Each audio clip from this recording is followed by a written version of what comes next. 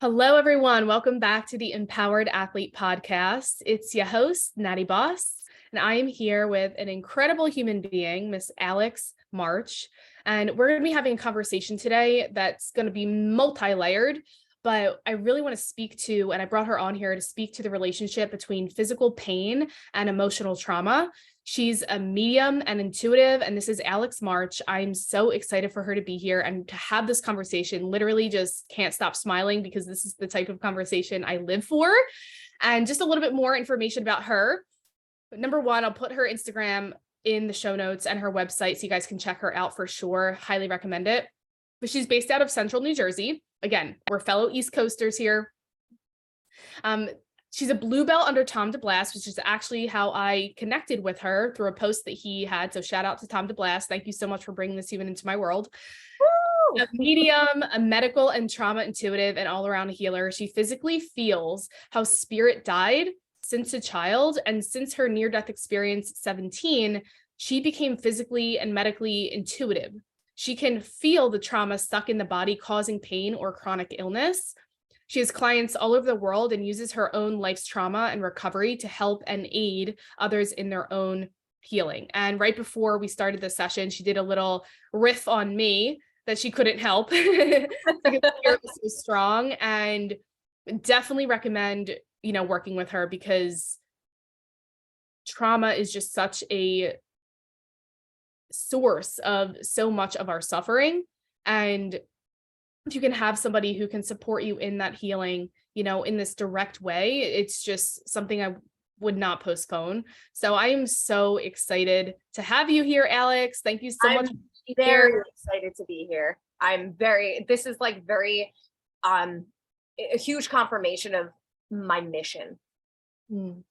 So it's just like the universe has aligned and it's like a new year. And this like for me really sets the tone of like what we both need to be doing this year, like the mission. Like I love it. I love when the universe confirms like this. I love that. Well, before we dive into your story, why don't you share what's your mission? It's so my boyfriend the other day, he was like, who is Alex March? Because I was having this like release of like all this stuff.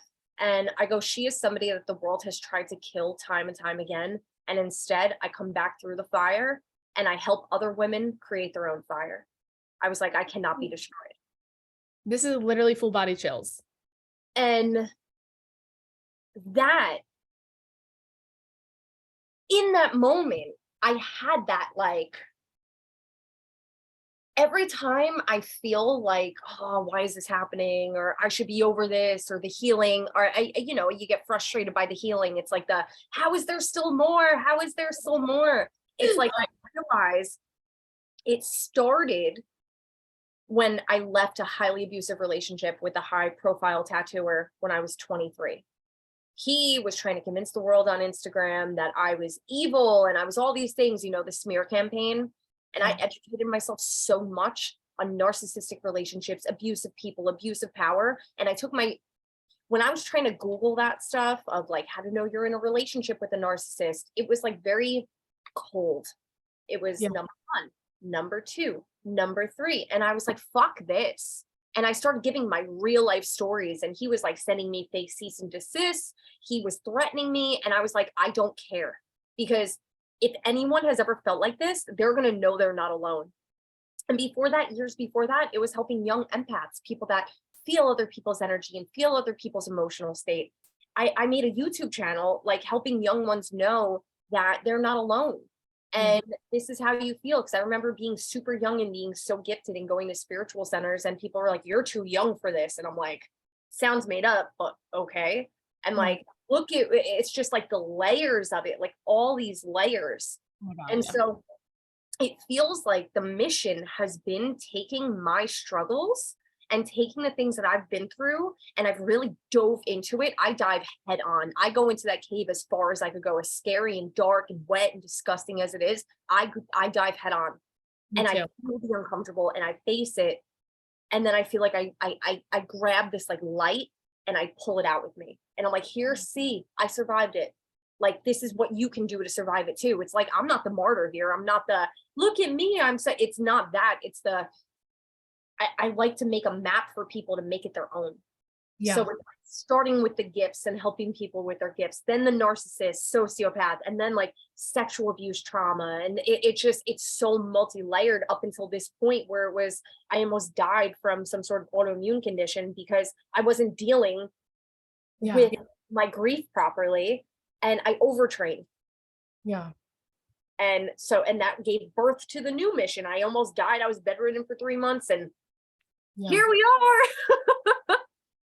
So I think the mission, I just want to help people become their own healer.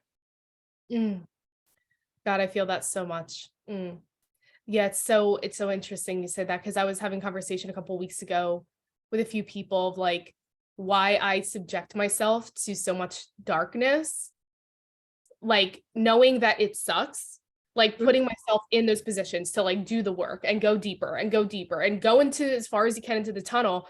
And like nobody signs up for that. Like I'm like, am I insane?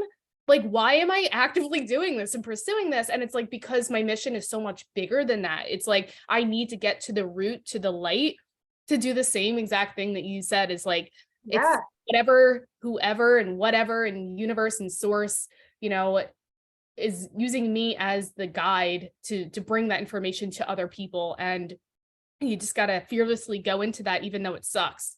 You know, it sucks. Sucks and it's never fun, but I will tell you, and you will know who you are on the other side of it once you face that fucking storm. I love it. I love who I am with that death and rebirth. Yeah.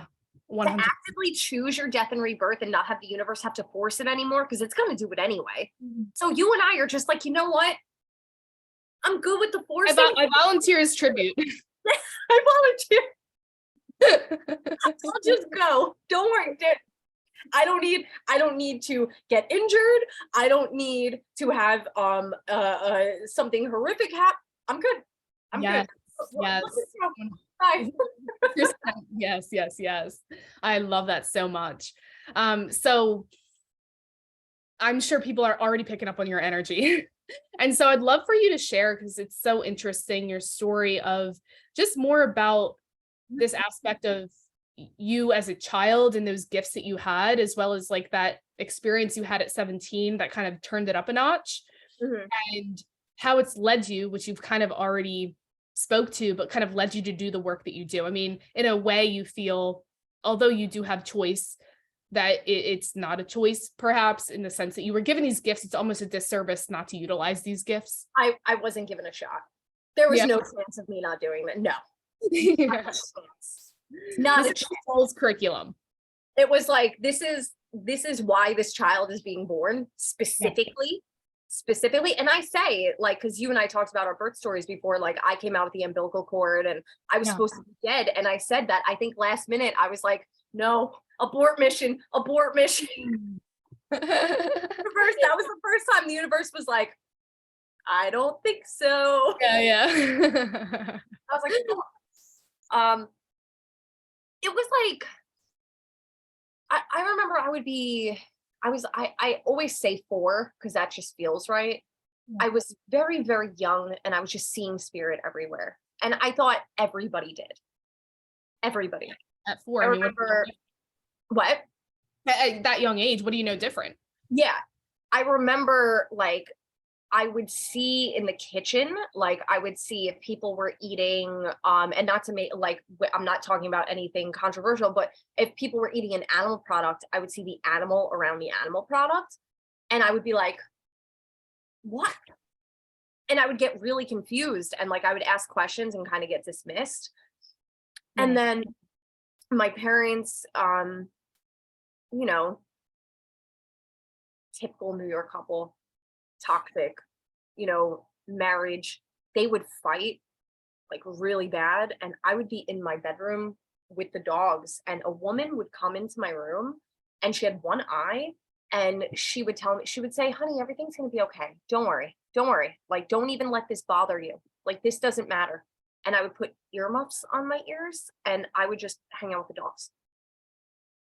So then this woman started making me, it would be like 4 a.m.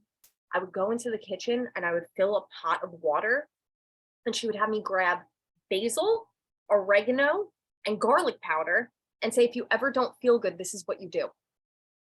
And I'm like, oh, facts. And, Yeah. years later living with, we moved in with my grandmother, and I would tell my grandmother, I would be like, yeah, when I go in the backyard, I hang out with the angels back there. And she's like, yeah, you do. And then I mean, I'm remembering in like pieces because that's how childhood feels, right? You remember Right, in right. pieces. And then I remember finding my grandma's tarot cards. Mm. And I was like, this makes sense. I don't know what this is, but it makes sense to me. She had said to me, she goes, Alex, don't ever touch tarot. And I was like, oh, okay. Like I didn't understand, but like, oh, okay. Um, Years, later, I would just see people, I would see animals, I would just see things, and I was just like, okay, there's like what I don't know what to do with this.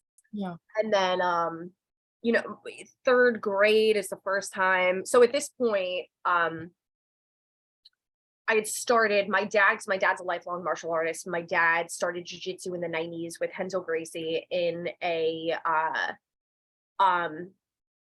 what's it called? A firehouse, like the top of a firehouse. It was Renzo Gracie, Greg Kukuk, and a few other people.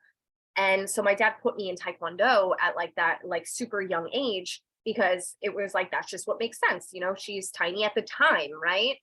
Um, and so I remember third grade is when I first started getting severely bullied. My ears used to stick out. I since had surgery to get them pulled back because I was like pretty tortured about it. Mm. And that was the first time that I ever like got into a physical fight because I was sick of getting bullied. And I just heard someone in my head say, just use your Taekwondo, just punch her in the face. And I did. And I feel on this type of podcast, I feel very free to talk about that stuff. There's some other ones that I'm like, let's not talk about punching people in the face. Oh no, this is So I open. love this freedom. But it that started it, and I was so severely bullied. I was so bullied. I think that's when extreme hypervigilance started as well, because I would wait to gauge somebody about to be mean to me. So I was always in fight or flight. My cortisol levels were always up. And I would feel things about people or feel what they were about to say to me. And then I would try and tell myself, no, they're not going to do this. And then they would do it. And Right. I would always know if somebody was about to cry. I would always know, like, I always just was able to feel what people were about to do. Action. That's why I was great at sparring growing up, because I would feel something before it would happen. There was just it's hypervigilance, but a deeper, deeper, deeper. It's beyond hypervigilance. And that's when I started hearing inside heads. And I would hear what people were thinking. And I would repeat it to them, and they would say, how did you know that? And I'm I like, didn't say that out loud. it's like, I heard you. I heard you say this. Yeah. Fast forward years, trauma, relationships, addicts, 17 years old, I'm at a hardcore show, hardcore music, and I was looking for the bathroom. I was walking through the mosh pit. I got hit in the face right here, under my nose, fell down a flight of cement steps, cracked my head open. Jesus. So I've never dealt with this situation before until the other night. My boyfriend did Reiki on me, and I had a somatic. So this is now 17 years later. I'm able to now handle this because I've made life safe enough. I've made myself strong enough. And I had this experience, and I'm laying on this wet, gross bathroom floor, and everyone's like, she's dead. And I'm like trying to scream to them and say, I'm alive, I'm here, help. Yeah. And I couldn't. And it blanks out from there. And then, the next thing I remembered is I woke up in a hospital bed, and I was fine. And I was just pissed off I wasn't wearing a bra under the thing. And I was like, who saw me without a shirt on? I don't like this. And I like got up all stubborn and like grabbed the thing, and they're like screaming at me, and they're like, "Ah, ah, ah, what are you doing?" And I was like, I need a shirt. The only thing that I had ever actively remembered from that is when I had the near-death experience, somebody saying, go back. And it was like an echo. It was like I saw this bright white light, and somebody said, go back. And came out of it. It was go back here. Yeah, back to Earth. Feel Like, your it wasn't my time. Yeah. And my sister and like my dad had told me that they had said like I was either never gonna wake up the same person again, or I was never gonna wake up. They were gonna go into my brain with a drill because the swelling was so bad. I was bleeding down the front of my face, and then the the night that they were like, we're giving her this night, my brain healed itself overnight. Everything healed itself overnight, and I was completely fine. There was no damage. Uh, Wow. so they were calling me like an actual like walking miracle. Yeah. Um, Now at 34, to think of that, I'm like, that was a heavy, heavy thing. And that wasn't even the heaviest part. Well, that wasn't the heaviest part of it for me after, because after I became, my body started taking on other people's virus, disease, physical ailment, physical pain. And Yeah. I would feel whatever somebody was feeling that I was talking to. If they had a knee injury, I would feel their knee injury. If they had heart issues, I would feel the heart issue. And spirit, I started now feeling how it felt for them to pass. So I would start going into like cardiac arrest, unable to breathe, like go in and out of consciousness. Oh my And God. I would hear, this is so and so's this person. And I would be like, is this your so and so? Did they die like this? And people are like, yeah, how the fuck do you know that? So with the brief talking about getting severely bullied, I didn't like telling people that I did this, or I could do this because I was afraid of getting bullied even more. My teeth were really bad. My ears stuck out. It was a very, very hard, like my self-worth was very, very low. Mm. Um, and so it got so severe, I couldn't keep like a functional job. I couldn't be out in public. I couldn't go on the internet. There was not much that I could do. And I remember that I asked my dad to get me hospitalized. I asked to be put on medication and be put away somewhere because I like couldn't handle it. The anxiety was so bad all the time. I always was sick to my stomach. I was always feeling somebody's stuff. I was always shaking. My nervous system was always in overdrive. And it got to the point of a paranoia where I would like hear people talking about me. It was like really fucking, ugh, like to Yeah. think back to it. And Yeah. I said to the universe, I literally went outside and I just said, help, help. Yeah. And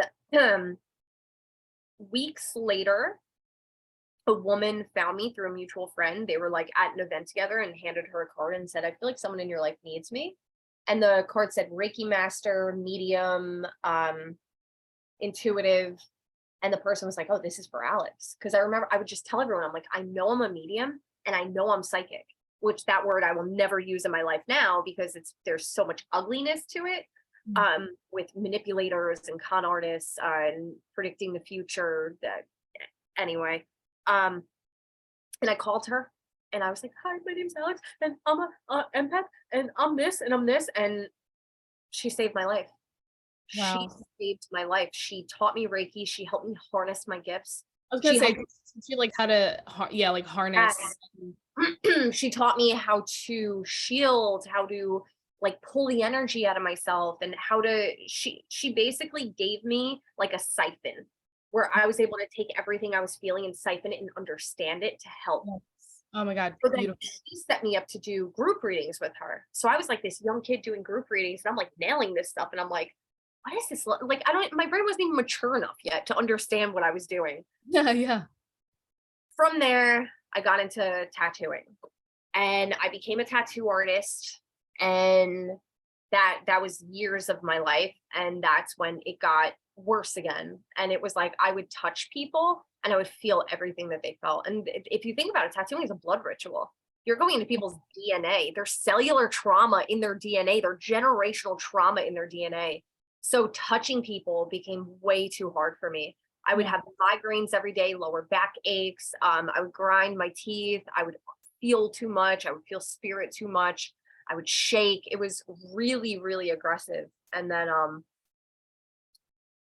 this like tattoo artist like found me and he was like, you're amazing and I believe in what you do. Like I opened up to him.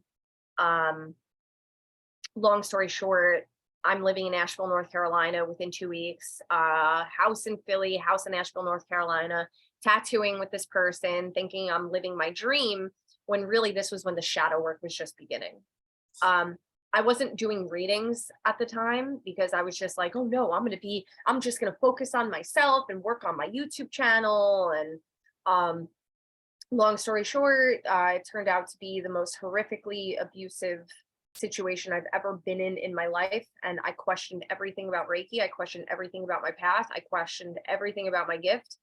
I thought that the universe like betrayed me. And I was like, see, this is why I can't trust the universe. I thought everything was good, but it was like, I was just a Reiki master, like just became a Reiki master. And I really realized that then, like circling back to mission, I genuinely feel like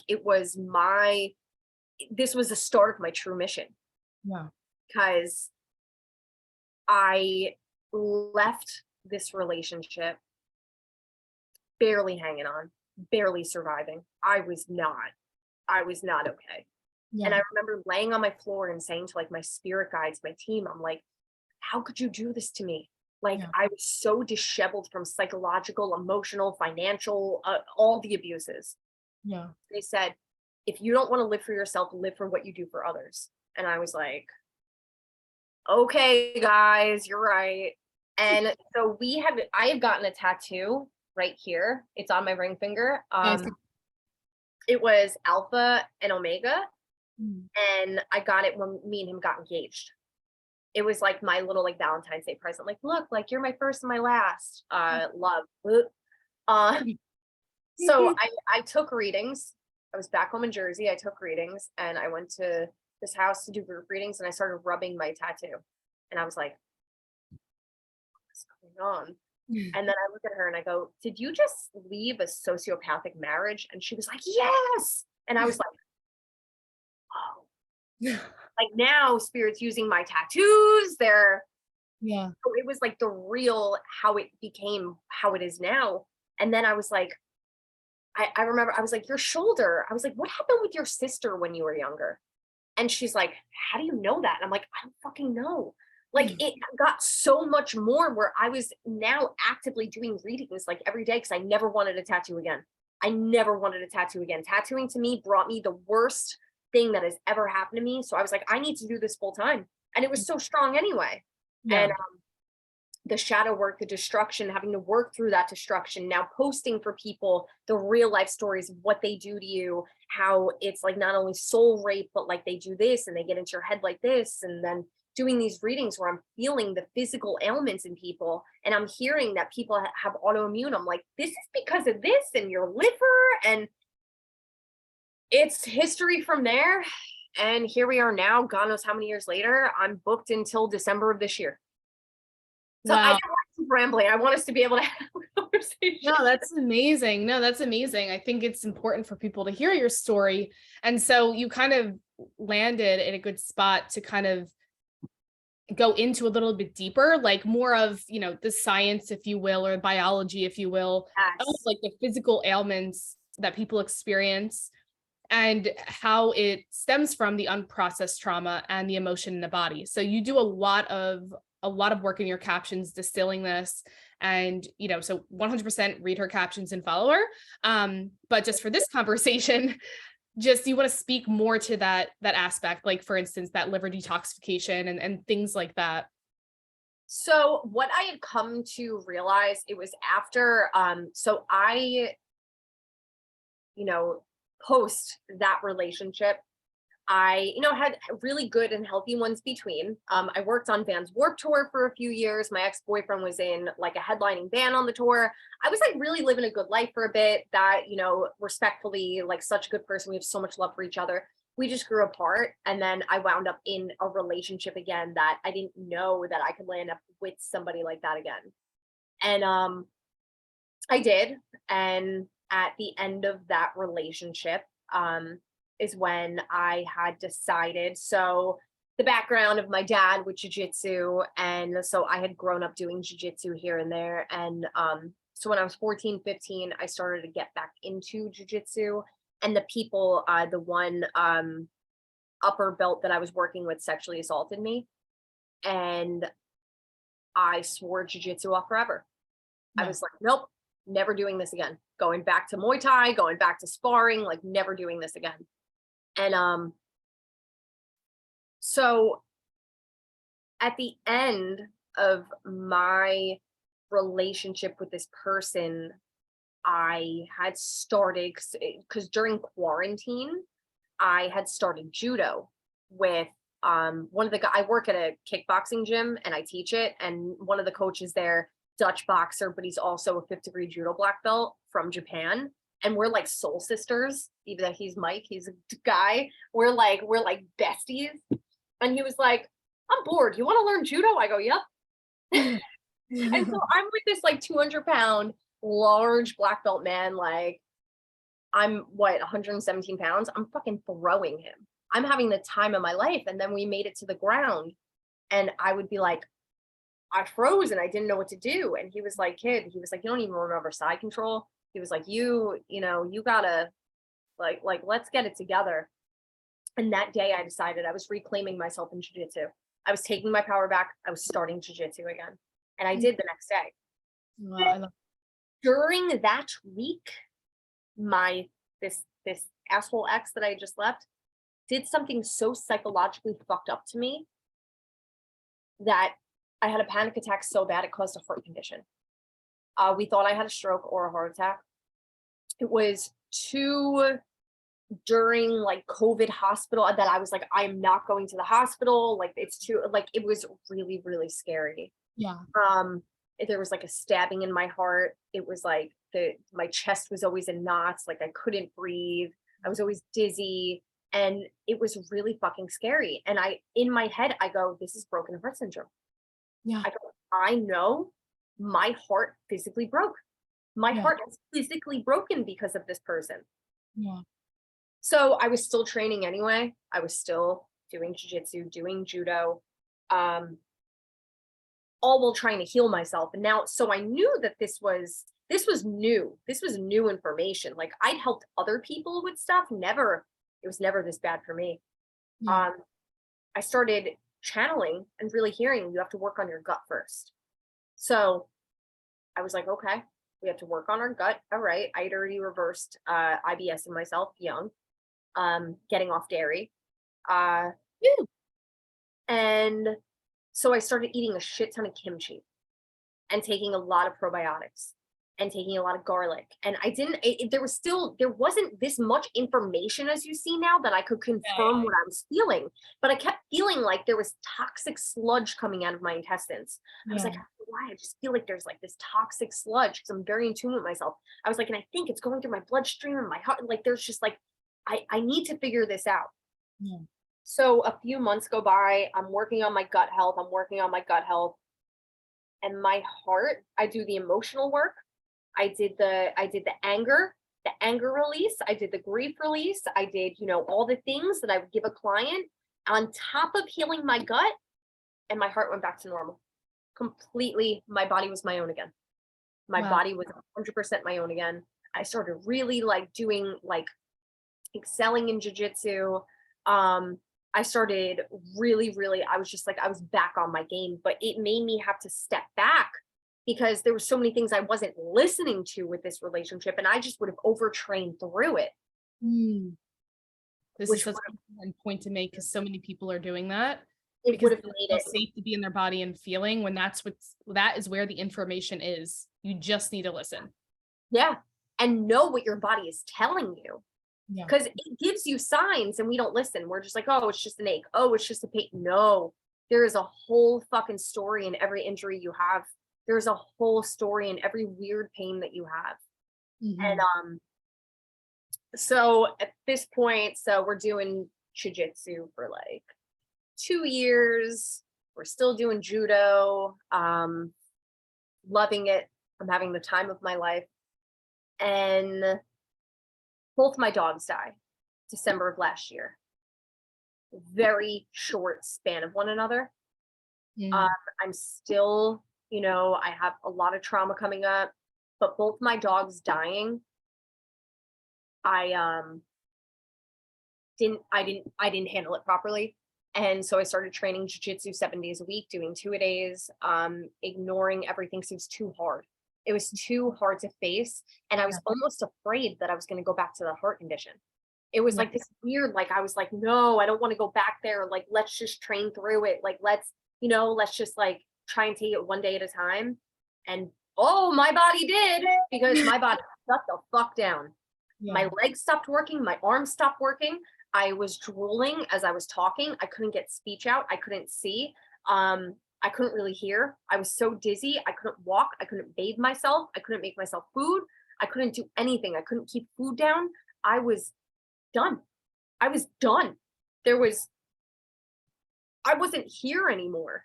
Yeah. I would just cry myself to sleep every night. And I would just say, I'm done. Like, it's over. I wrote my will. I wrote letters to everyone I love. I would go to sleep every night and I would think it was the last night of my life. And I would say, all right, this is my last night on this earth. I just hope my animals are okay. That's all I cared about, is that my animals would be taken care of. And I would mourn and say, oh my God, I'm done with jujitsu. It's over. And I was so sad. I was so sad because I was like, all I wanted to do is get to a place of like my blue belt. Like, that was a goal. And it wasn't like that, like, I need to do this just for this. It was the, I'm reclaiming this and Yeah. I'm going to work really hard to get to that next level, because Very I symbolic. owe it, I owe it to myself. And I was like, it's gone. I'm going to die. I'm going to die a white belt. And I remember writing in one of my letters to my coach, I was like, hey, if I die, can I please have my blue belt? Because it was like 2 years and I was working really hard. And Yeah.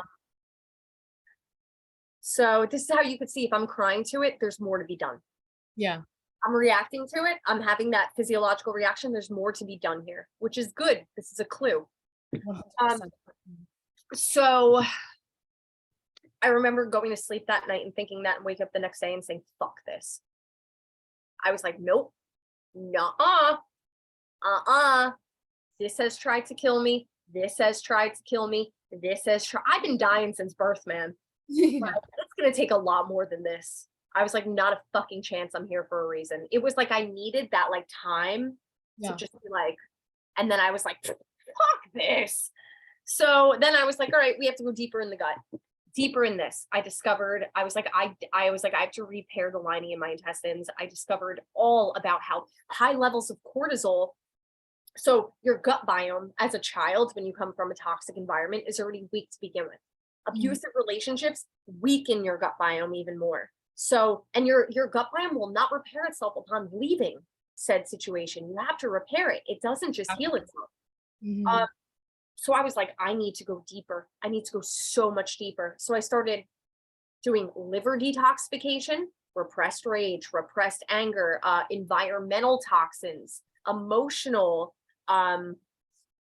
purging, the things that we hold in, the inner child, the things that we can't say to people. So we live in a society that is so hell-bent on anger being toxic, when it's really the only way I've ever saved myself.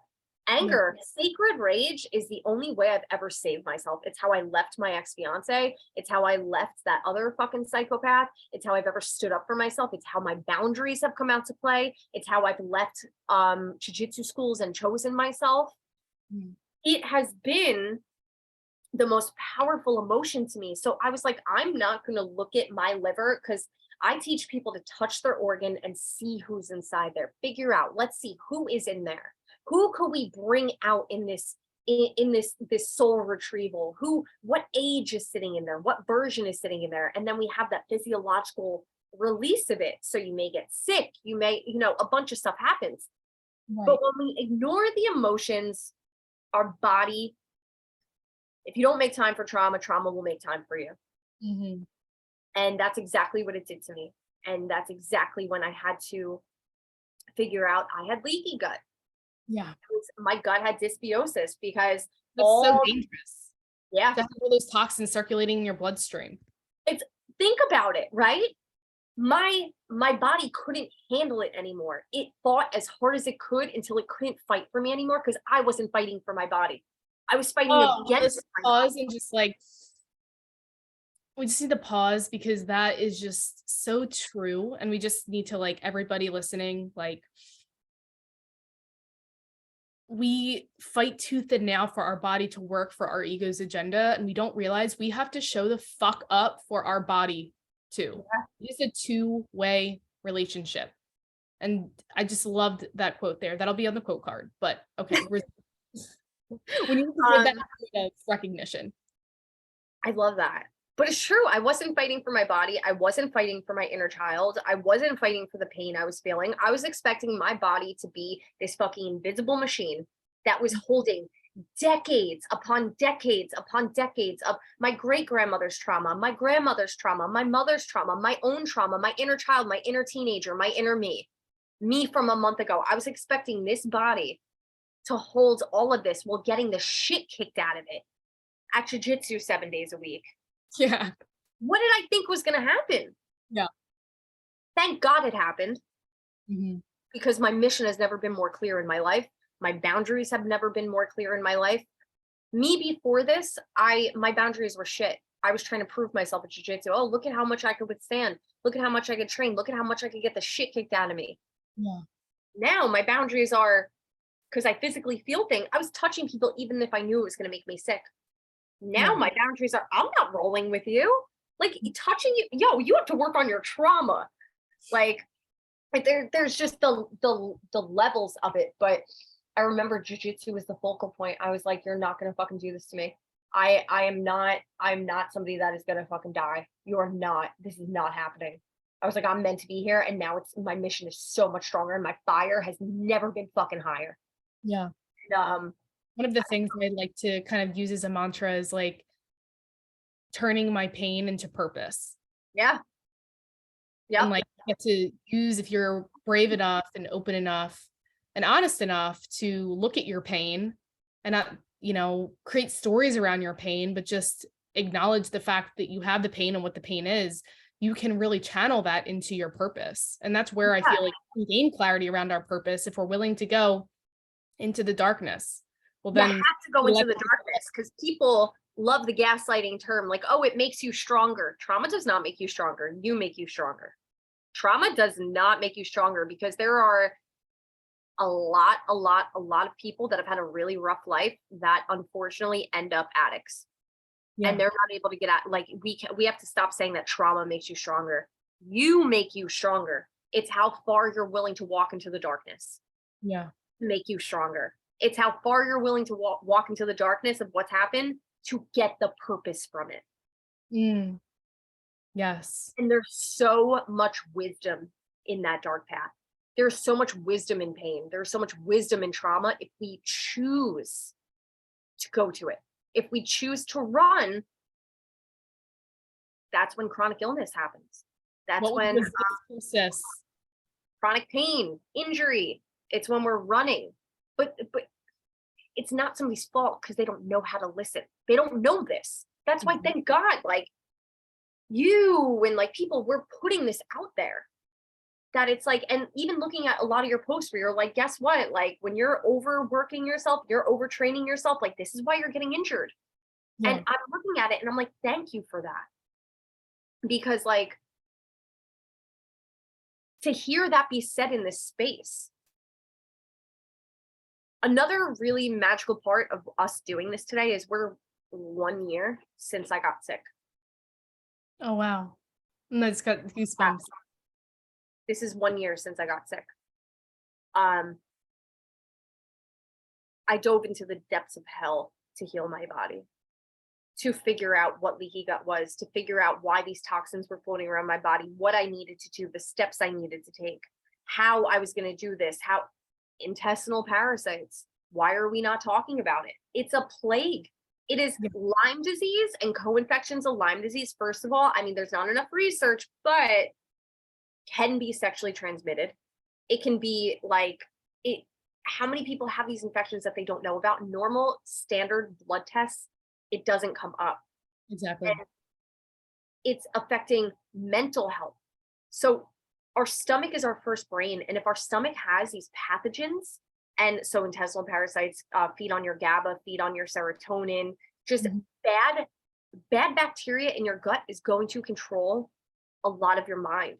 It's going to control your heart, your stomach, and your brain are all so many different neural pathways to your vagus nerve, which is the nerve that has PTSD and trauma sitting in it. And it's the superhighway between the brain, the heart, and the stomach. So that superhighway is like the most important part of our body. And if it's stuck in fight or flight, the nerve of fight or flight, if it's not healed, if our systems are out of whack, because bad gut bacteria with trauma that it's feeding on our trauma in our gut. If we're not nurturing that stuff and taking care of it, that's how the dysbiosis starts. That's how the leaky gut begins. That's how the my brain's not right, and these bad pathogens can wage war on us, and we don't even know, because in other countries, so if you go to Mexico and you show any sign of tingling, numbness in your hands, or autoimmune, they instantly make you do a parasite cleanse. Here, Yeah. doctors will gaslight you about it. Not Mhm. saying, I think emergency medicine and modern medicine is what saved my head. I Yeah. think it's amazing. I never discount it. I'm not anti. I'm actually very pro. I think that the it's revolutionary how far we've come. Yeah. I just wish that this functional medicine, this deeper stuff, this, you hear everyone say, "Oh, I have candida overgrowth. I need Mm. to get rid of the candida in my body. It's making me feel like this." Why do you have candida? What is the underlying cause? Mhm. Mucus loves trauma. What is mucus also trying to get rid of? Intestinal parasites. It's trying to protect you. So if you have an overgrowth of this stuff and you're like, I'm getting rid of this, but you're not going to the root cause, which is emotional, parasitic, bacterial, you're not, You're you're, addressing the surface level. yeah, and you're punishing your body. You're telling your body you're wrong for trying to save me. So Yeah. it's learning to listen to the, when we have bronchitis, when we have a cold, when we have shoulder pain, when we have stomach issues, what is going on? Learning how to hear the emotional imprint. The last 2 weeks, I got sick. I was feeling off, and I chose, how we just said, in this 1 year of me getting sick, I was going to try and fight through it anyway. And I go, no.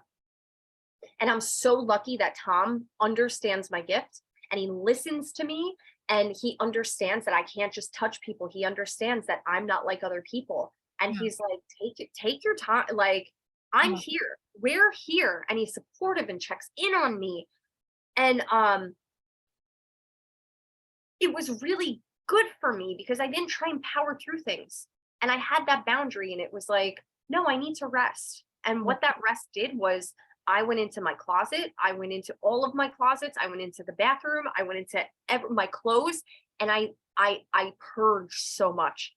Yeah, that's so weird you did that, like, in the past couple weeks, because I did the same thing. It felt so cleansing, so cleansing. It was when my closet was finally complete and I took away anything that was associated with any part of my past life, because I donate everything to a domestic violence shelter.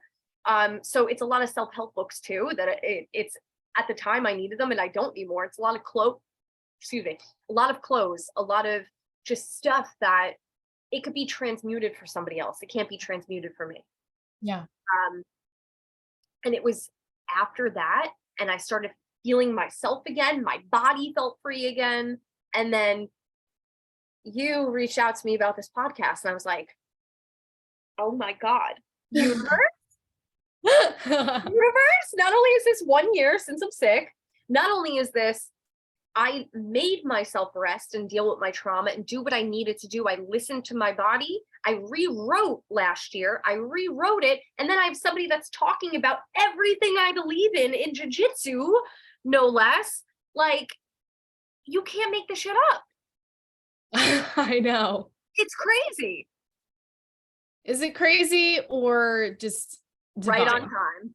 It's right on time. It's right on time. I feel like the mission now has never been more clear, and it's helping people that, like, the amount of people that leave narcissistic relationships, sociopathic, toxic relationships, or have a toxic childhood, and they have these autoimmune conditions that they're just told, up, nothing we can do.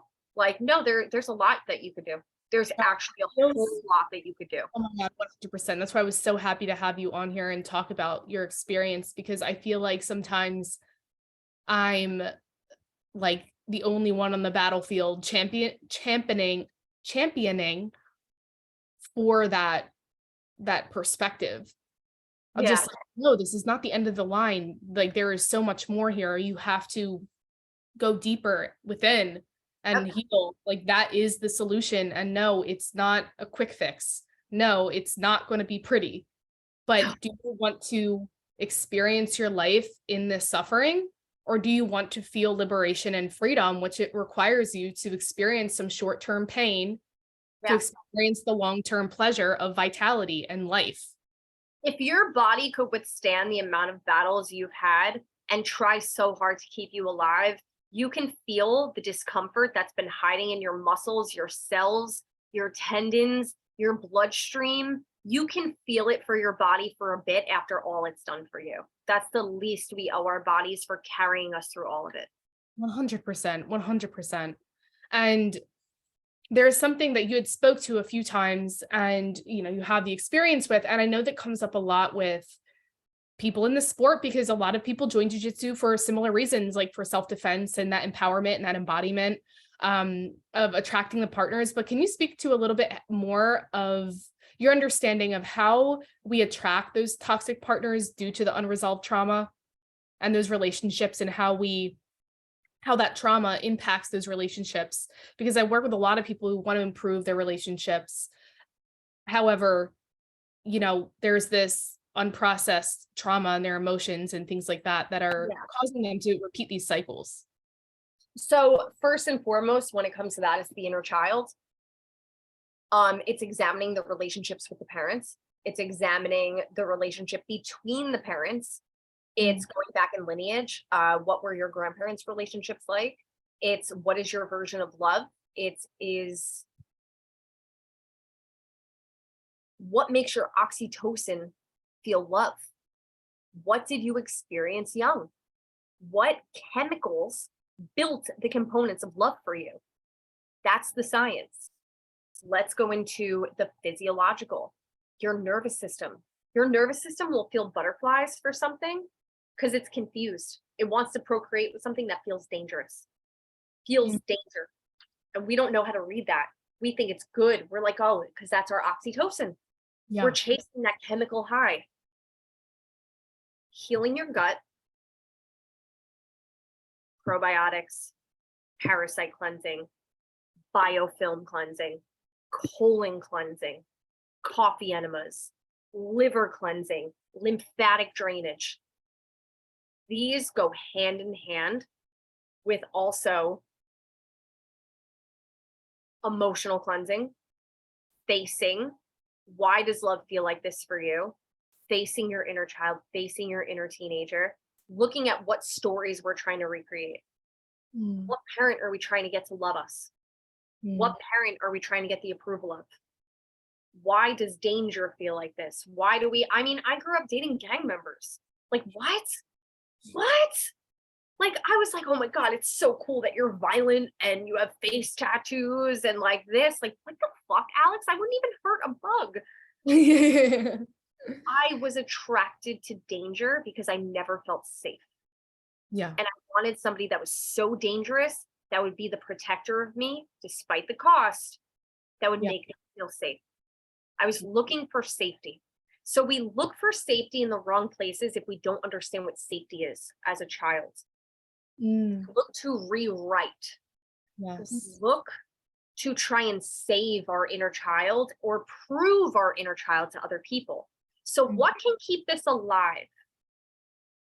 When we heal ourselves, when we heal our gut, when we do the detoxification, we're able to get rid of the cells, of the bacteria, of the low gut biome that keeps this intact, because our stomach is connected to our brain, our heart is connected to our brain, all these neural pathways. So it's like when people say like, I've done the work, I've been doing the work, I've been doing the emotional work, I've been doing the emotional work. Why do I keep like wanting people like this? It's because you in here may think like, I want somebody like this. You in here doesn't, and you in here doesn't. Your heart and your stomach, those separate systems, your nervous system still gets excited about danger. Your nervous system still gets, and that's why we're more susceptible to guys that are gaslighting, guys that are creating the trauma bond, guys that are manipulating. Because it's like, I've done the emotional work and okay, so I know what to look for. This person's so nice and they're so kind and they're so thoughtful of me. Your body is still attuned to, your nervous system is still attuned to that, like, I'm excited about this danger. thinking that it's good because you've done the emotional work and you've done the mental work. And the next thing you know, you're back in the same situation wondering, how did I get here? I How did love I that you use that word attuned, because that really is like the remedy for our inner child is attunement. And that really goes hand in hand with is why I love the work that you do with working with the nervous system, because I'm freaking obsessed with nervous system work. Mhm. And, you know, we can think or believe that we have entered a different paradigm or belief or thought, but like if our nervous system is still attuned to that old way, it Yeah. doesn't matter what we think, that is what's going to be attracted. Yeah. And then like with that, so like I hate how much people blame themselves, or they're like, I attracted this, Mm, or and it's not the kind of like, how does this attract into our lives? It's the, I attracted this, there must be something wrong with me. And it's like, no, there's nothing wrong with you. We're all still surviving in yeah. survival mode. Like, if you don't know any better, how are you supposed to do any better? And a huge part of the clue here is how much shame we have, how Mm, much shame and how much repressed guilt we have. So yeah. the things we're not proud of, maybe the times we begged a partner not to leave us, even though with the other hand, they were slapping us in the face, or Yeah. the times that they're emotionally abusing us, psychologically abusing us, putting us down, and we feel such shame about it, and we're like, I can't talk about that. Like, that wasn't my most proud moment. That was the inner child begging the parent to stay. That was the inner child begging for love in Yeah. all the wrong places. You can't be mad at this version of yourself because you're just keeping it locked into your nervous system like an iPhone screenshot. It's just screenshotting into your vagus nerve. It's, we need to go into those and say, the best way to be free is to do the gut health work and to do the shame work, to go into it and say, you know what? And if you've ever seen in my post, I write, I have begged someone not to leave me after they've literally kicked me and degraded me and called me a whore and told me I was ugly and all these things. I've begged them not to leave me because the threat of being abandoned, by somebody, despite the cost, hurt more than the words they were doing. Because Yeah. I was able to withstand being abused. I was bullied. I had Sure. childhood. I didn't want to be abandoned. The Yeah. abandonment.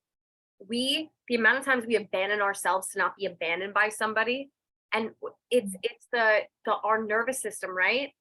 When you're in that toxic relationship and it's terrible and you're like, oh my God, and then they hold your hand and it all goes away because your nervous system is calm. Yeah. They didn't abandon That's you. fucked up. Yeah. It's the nervous system, and the nervous system heals through gut work. It Yeah. heals, your vagus nerve heals through the emotional, through the physiological. It's like, it's so interconnected. And then the somatic body, doing somatic body, I've had the most luck in jiu-jitsu with somatic body experience, where your body is in, you're moving parts of your body where things are stored. Like, Yeah. how many Your times? hips. Your hips. Yes, how, I was just gonna say, That's like, your trauma, is it called shrimping or is it called therapy? Because right? amount of stuff, or even just like half guard for me, like chilling in half guard and then like sweeping to the other side. I'm like, ooh, who was in there? Like, I'm Yeah. feeling it. It's crazy.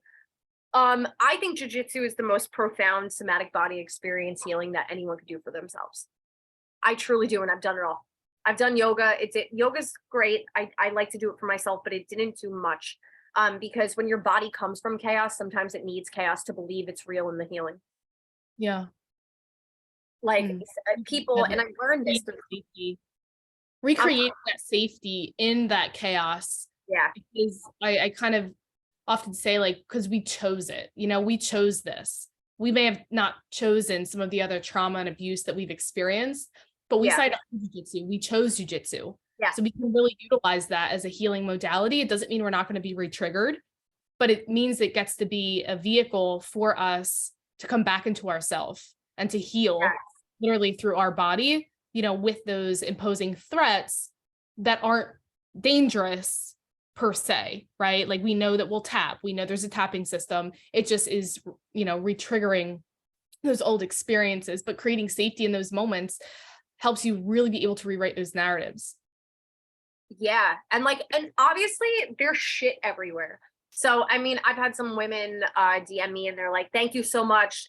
Jiu-jitsu, I started it a few months ago because you talked about it and I'm actively doing better in therapy. I'm, this. And I've had some people say I had a really bad experience with some of the men there. They talk to me like this. And it's like, yeah, I did too. Like, that's what sucks too. And that's the reality of it. We're talking about, some of the beautiful things, and jiu-jitsu is beautiful, but we need to also make sure that the girls that are listening to this, on my end and your end, maybe they haven't tried it yet. No, go to a gym where there's a lot of girls. Go, to a gym where it's recommended. Like, you want to keep yourself as safe as possible. And it's the music industry, the tattooing industry, the spiritual. It's not just jujitsu. So like, don't let one bad experience like happen to me ruin it for you forever, because the rewards of this are so much stronger than just saying, all right, bye to this gym, I'm gonna go find another one. Yeah. And you can find good groups, you can find great groups of people that want to support you. And like, our team at Ocean County, we're literally a family. Like, it's no one's in competition. Like, everyone's just so supportive of each other. And it's just like, what better environment to heal? And it's a mat that most people would be so scared to step on. Yeah. It's Tom DeBlass's competition mat. Like, most people would be afraid to step on that mat when that's the safest mat I've ever been on. Yeah. Emotionally, mentally, physiologically, it's the safest mat I've ever been on. Wow. So that's my nerding about Tom DeBlass. I love that. He'll appreciate the shout out. Yeah. So, you had mentioned earlier, I wanted to kind of just speak to your way that you take care of yourself, being that, jujitsu is one of them, but like for your energy management, because you are such an empath and you physically feel so much of other people. I'm curious just how you take care of your physical body and, find and how how it became easier for you to like create that boundary and those boundaries, and what do those boundaries look like? I used to be somebody that, because I had such a sensitive time with women, or I used to be very codependent, very people pleasing. I wanted acceptance, typical trauma survivor. And I used to be somebody that I would do free readings all the time, and I would say, oh, look, like, this is what I'm getting for you. And I would be like, oh my God, they're going to be nice to me now. Because I was like, I had so much trauma, and feeling those boundaries alone and knowing that my gift is like, this is my full-time job. Like, to be I've worked so hard. All of this stuff that I've had to endure to get here, those boundaries became really strong for me after I got sick earlier in the year.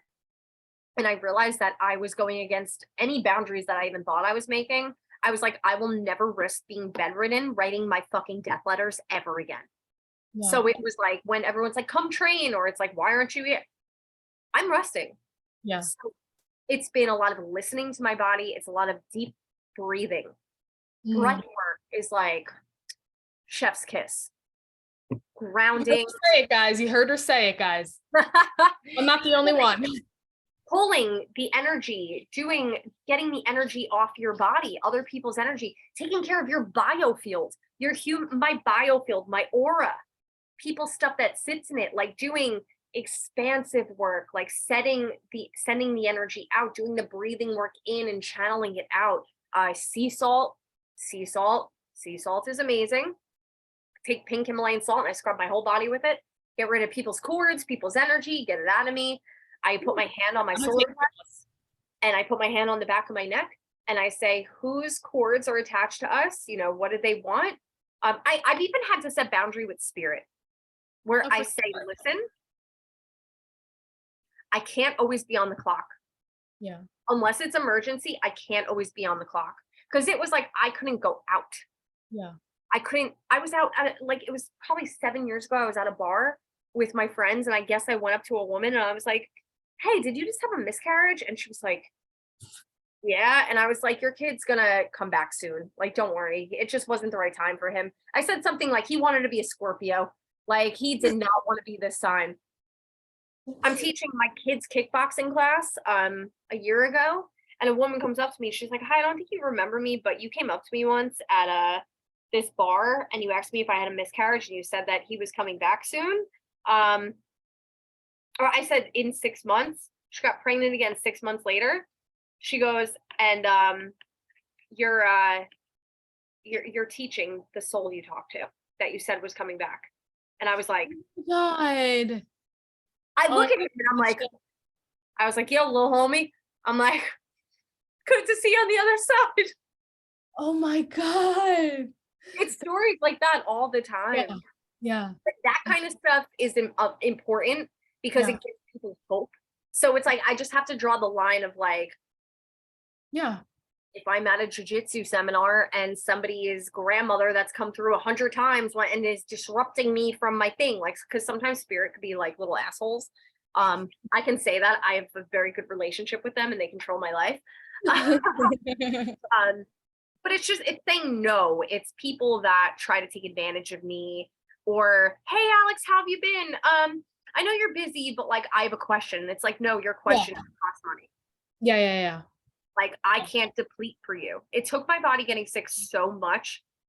I can't deplete for people anymore. Oh my God, I have to show up for myself. I love that mantra. Write that mantra down, guys.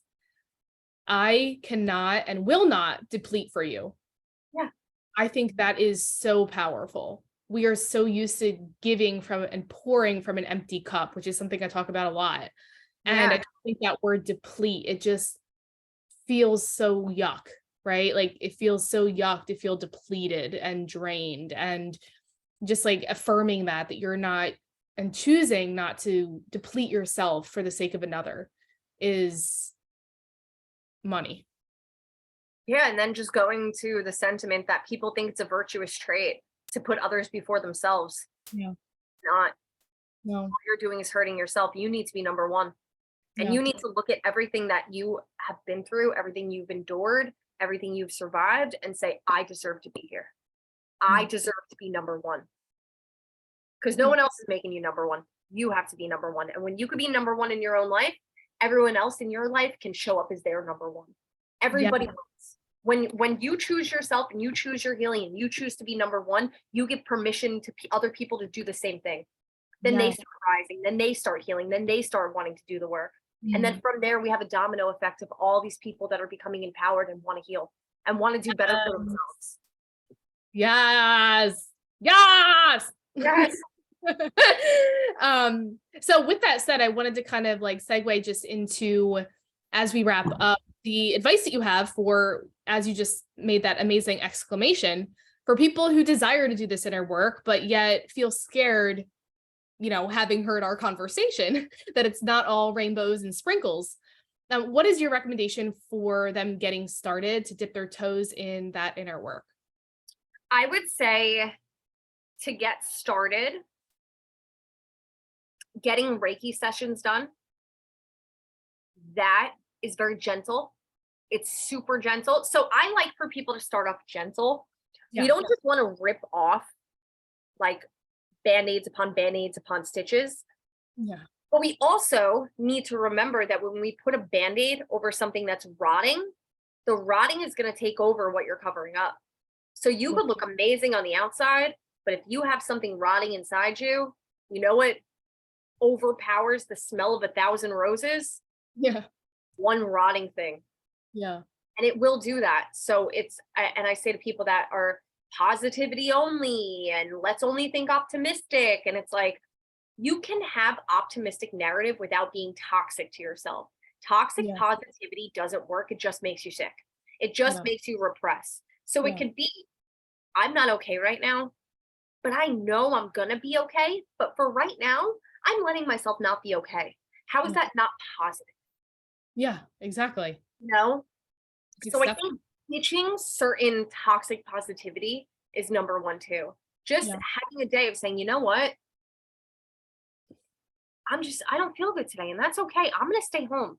I'm not going to push my limits, and I'm not going to push my boundaries. It's validating yourself. It's saying, yeah, that relationship, like we blame ourselves so much, you know, taking blame, like, yes, take blame, but also take some blame off of you and say, if I knew better, I would have done better. Now I get the chance to do that. it's going into the systems of like, well, this isn't working. How many times am I dating the same person with a different face? Yeah. How many times am I feeling the same way? How many times am I crying myself to sleep at night? Something has to change. People don't people don't change until something breaks them to wake them up, generally. That's what makes me sad, because that's like my whole mission is to like, let's not get to that point. Like you said, like we said earlier, like we're willing to volunteer as tribute to Yeah, not get to that breaking point and then have to, build ourselves back up from ground zero. yeah. But you Unfortunately, know that's what? the truth. We'll circle back. There's so much wisdom in pain. Yeah. There's so much to be said. So if we could examine it and not look at it as like, oh my God, this is the worst thing that's ever, if we could observe it and sit with it and know sometimes that pain has to happen because our body needs to cry. We need to mourn for things that we don't even know what we're mourning for. We need to like find the experience, like find it.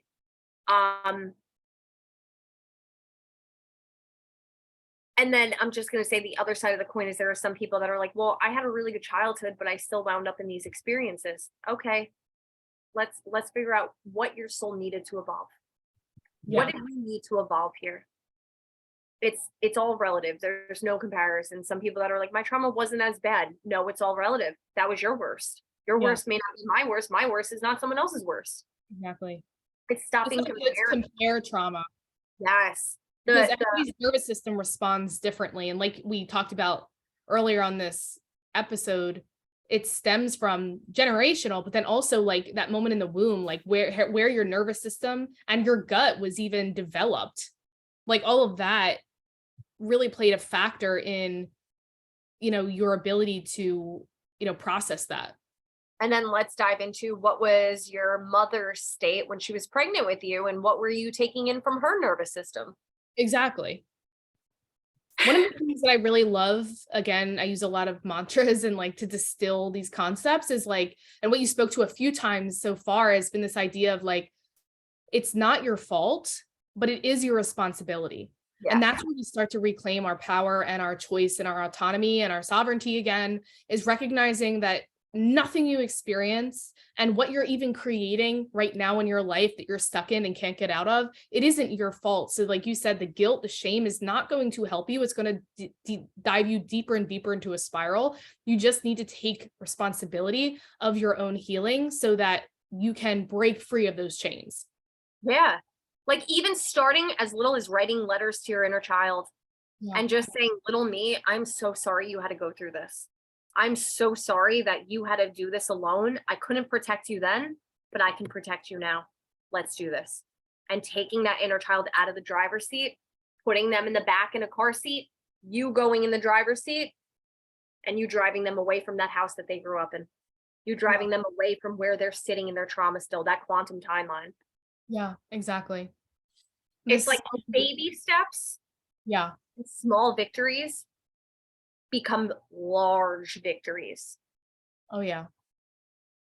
And it's just being patient with yourself too. I have days that I'm like, it's not, I'm not, I don't feel good.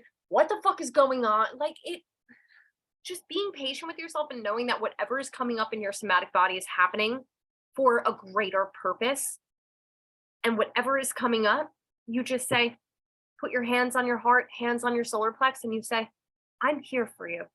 Whatever you're going through right now, I'm here for you. I love that. Yeah, it's been absolutely liberating for me over the past probably year and a half to almost have just this, like you said, this ability to like set the boundary now about saying no to a rolling partner. The same thing like with me about like anything, like I used to just push and just like ignore my body and like, but now it's like doing so much healing work. There's this almost like point of no return, because once you increase your consciousness and you heal energetically and you heal your body, it's almost more effort to go into those old patterns than to really, because you know that it's all through choice. Like once you start healing and expanding that. So it's like, no, I don't want to. I felt like shit when I pushed and when I kept like, no, I want to listen to my body. Like, it's just so easy for me to wake up. And if I'm not feeling well, just be like, okay, we go with the flow today, and like when I was 18, it was like, just pop a Tylenol or something and just like go to the gym anyway because it was on my schedule and I can't veer from my schedule and we have to just keep going. And it was just like, and it's just so liberating to be in this space, which is why I'm so passionate about bringing it to other people like yourself and like the work that we're doing and the mission that we have, because like you never want to go back to that old way once you get here. Yeah, no. I even the other day, I was having a good day. I rolled with 4 people. Great rolls. I had so much fun. And then it was like the end where it was like one person asked me to roll, and I knew that he had some stuff going on in his life. And I was just like, hey, not today. I'm tired. Because I was like, you know what? I'm choosing to not weaken my biofield Yeah. because they're going through something in theirs. And it's not personal. And I normally, to prove myself, right? I wanted to prove myself so bad. I will tell you the funniest part is when I first went to Ocean County, because I've known Tom for years. We were internet friends, and when his father passed away, I read him. And years later, you know, we stayed in touch, and I didn't even realize how close his gym was to mine. It wasn't like a thought then. Yeah. And I saw him at a competition at 10th Planet, and at the time, like me and my boyfriend had just started dating, and he had told me once that he dropped into Tom's, and he was like, yeah, and he like brought you up, and like, because we came from the same gym. And I was like, Drew dropped in at your gym, and he was like, he was really good. I want him, and like DM'd him that minute. Cause I was like, Drew needs to go to Tom's. So I like set this up. I'm like, and then I didn't go for months. A few people from our last gym, it's a non-competition gym. So our guys that I was super close with, it was like all my best friends left me. So I was like, so I went to go check out a class and like try a class, and I wound up just like doing what I naturally do. And I'm like, I love being on the ground, and I like hit like X guard, and like I did the X guard, and I came up with Yeah. and I kicked out his leg, and I forced, like I went down into half guard, and Tom was like, he goes, what? He goes, all right, yep, I want you full time. And I'm like, I impressed Tom DeBlass, right? Without even trying, just being myself. Yeah. And that was such a healing thing to me. 100%. Such a healing thing to me. And then like all these other notions that your brain thought that you needed to do to seek, you know, the approval. Like once you were yourself and you received that, you're like, whoa, well, this isn't what I thought. Because I wasn't even thinking that I could impress him. Yeah. So it was like, I'm just having fun. Yeah. And then by having fun and having just those clear boundaries with myself and not putting pressure on myself and saying, who cares? Like, I'm just here, you know, like I'm not going to be Jaden, you know, like I'm not going to be this person. I'm not going to be an ADCC, like whatever. And from there, I was able to like really just let go and my mental state. And that's when I was like doing the best. And that's when it was like, and you know, Tom gave me my blue belt, and it like really solidified the journey for me. I'm like, not only am I with somebody that's trauma informed. Oh, good. And cares so much about his team and talks about his stuff. It's like I'm with somebody that wants to learn my gifts, and everyone in the gym respects my gifts. And it's just, that alone is healing. When you choose yourself and you go where, like, it was hard to leave my old gym. It really was. Like, some of those girls are my best friends, and I love them all. There's not a bad word I could say. I just, you know, I wanted to be with my friends, and there was this guy that like really saw something in me that I felt like maybe other people didn't see. Yeah. And I wanted to explore that because I felt like I worked so hard to be there. I deserve to feel special. I deserve to have my work seen. I love that. And in choosing myself, I'm now like, look at where we're at right now. Yeah. This moment right here. Yeah. Because I chose myself, and look at what we're doing with it. So if that's not a classic, like full circle moment. I love that so much. So that kind of leads me to just the last thing I have for those who are interested in getting sessions with you. What is your process in working with a client? Obviously, you're booked out till 2024. But for those who want to be proactive, just what does that process look like? What can they expect? Is it Zoom call? How long are they? So what happens is you book through my website and you email my assistant. My assistant sends you a Calendly link and you pick a date. I used to book people before I was as booked as I am. I used to book people based off intuition. I can't operate like that anymore, unfortunately. I'm one person and my assistant is only one person.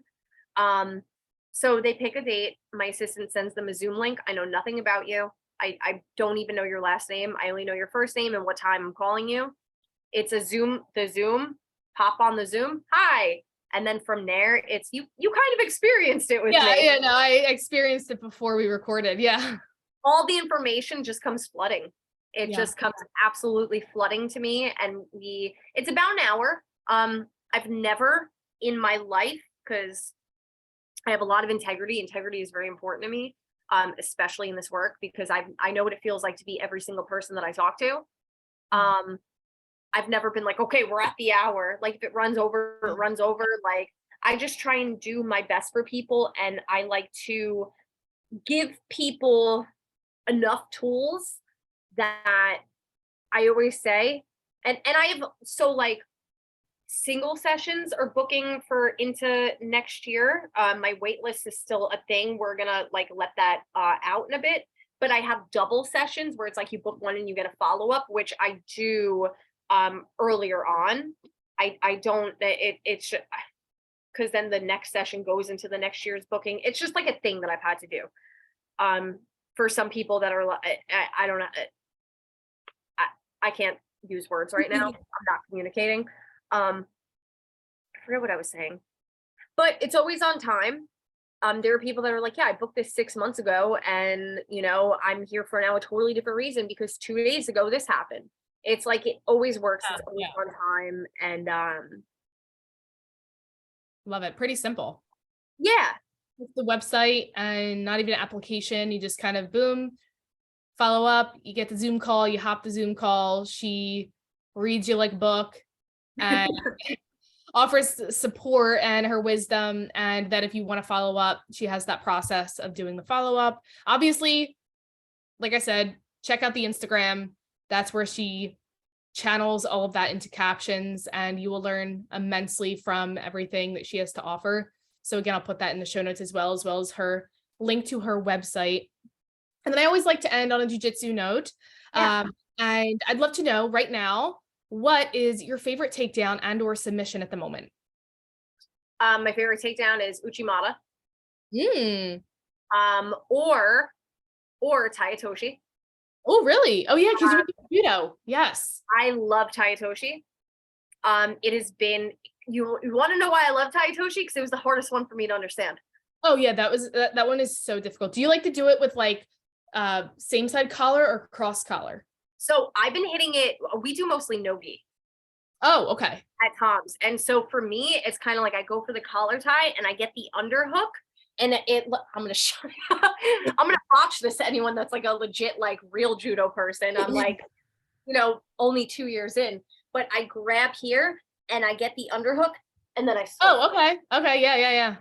And then, so it's also cool too, like to get Uchimata. So like, I'll come in, you hand fight and I whizzer over. Yes. That's one of my favorite ways to do Uchimata in no-gi. Oh my God, it's so fucking fun. Yes. There's It's nothing so fun. Submission, I know what it is. I just can't think of the word. Like a rear triangle. When I go to take the back. Triangle? What? Reverse triangle? Yeah. Oh, okay. I go to take the back and I'm really sneaky. I'm very sneaky with triangles.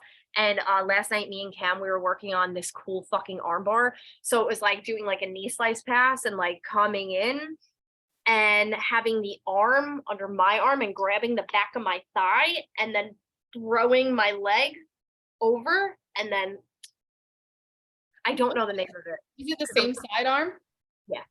Yeah. Yeah. Those are really tight. Those are nice. Yeah. It's been really fun exploring being like tight and just like, it's been really fun. like Yeah. really coming into myself. But for sure, Uchimata, Tayatoshi. I love triangles. I love art. I love omoplatas. Oh. Like a lot, like an abnormal amount. Yeah. Because everyone's bigger than me at the gym and everyone's stronger than me. So there's a lot of time. 15. 117 and I'm 5 And how foot. tall are you? 5 foot. Oh, okay. Little So people unite. Little people. That is really what connected us soul to soul, was that we're little. and so the beautiful thing too is, so when I got sick earlier in the year, my muscles atrophied. I lost all my muscle. And I was a kickboxing instructor and personal trainer, and I lost everything. And I said the wisdom in my sickness.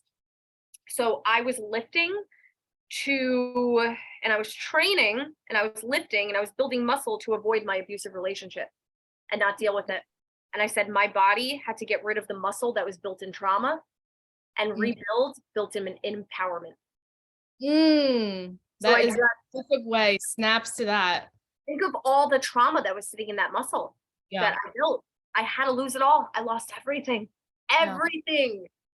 And I cried and I mourned with it. I was like, oh my God, my body, I've worked so hard for it. But now I'm lifting again and I'm rebuilding my muscle in this next level new year, Alex, and I love it. Yes. Amazing. I'm so happy to hear that. Well, this has been just such a soul enriching episode.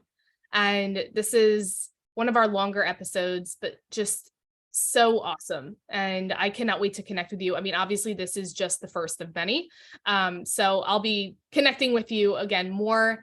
As always, for those listening in, please feel free to tag us. You could tag Alex and Body by Boss LLC on Instagram to share any insights or ahas or anything that you've learned that you want to just share. Please tag us. I love to celebrate you guys in, committing to yourself and learning this stuff and committing to your growth and evolution. That's always something I'm willing to celebrate. Imagine, 2023, we did some sort of weekend seminar together where you teach the jiu-jitsu and the somatic body and I do the emotional, physiological, and help people. I'm gonna start planning it now. Just popped into my head. 100%. We'll talk about that after this. Yep, I like it. Yes. All right, guys. I hope you guys have an amazing rest of your day, and we will see you in the next episode. Bye. Thank you for listening. Bye.